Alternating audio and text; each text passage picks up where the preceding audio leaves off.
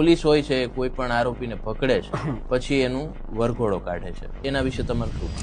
એ વરઘોડોય નથી, એ રિકન્સ્ટ્રક્શન નથી, એક નવી પદ્ધતિઓ છે for taking money, for taking bribe, પૈસા વસૂલાત કરવાની એક નવી મેથડ, જેને તમે વરઘોડો કહી શકો. હવે સામાન્ય વ્યક્તિ છે, પહેલો જ ગુનો છે, સમાજમાં રહેવા વાળો વ્યક્તિ છે, તો એને કહેવામાં આવે કે તારો રિકન્સ્ટ્રક્શન નામે વરઘોડો કાઢશો, 5 લાખ આપી દે.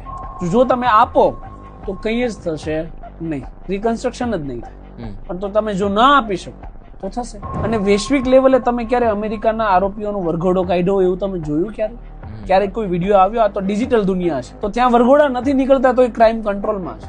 તો આ માત્ર સીન સપાટા છે કે તમારાથી કાંઈ નથી થતું, તમે ગૃહમંત્રી તરીકે ફેલ છો, તો તમારે શું કરવાનું છે કે પ્રજાને એવો મેસેજ આપો કે અમે કંઈક કામ કરીએ છીએ. એટલે 5 ન્યૂઝ ચેનલ ને પેજ વાળાને બોલાવી લો, વિડીયો બનાવો, મૂકી દો કે અમે કામ કરીએ છીએ. અરે કામ છે ને બતાવવાનું ના હોય, કામ તો બોલે તમારું, રાઈટ?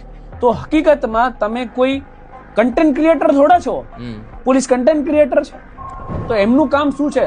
જસ્ટિસને ડિલિવરી આપવાનું. Equality of law, equal protection of law ક્યાં છે? ખાલી ચોપડાની અંદર. ક્યારેય એવું ના હોવું. તો આ માત્ર ને માત્ર સીન સપાટા માટે બિફોર એન્ડ આફ્ટર હોય, અન્ય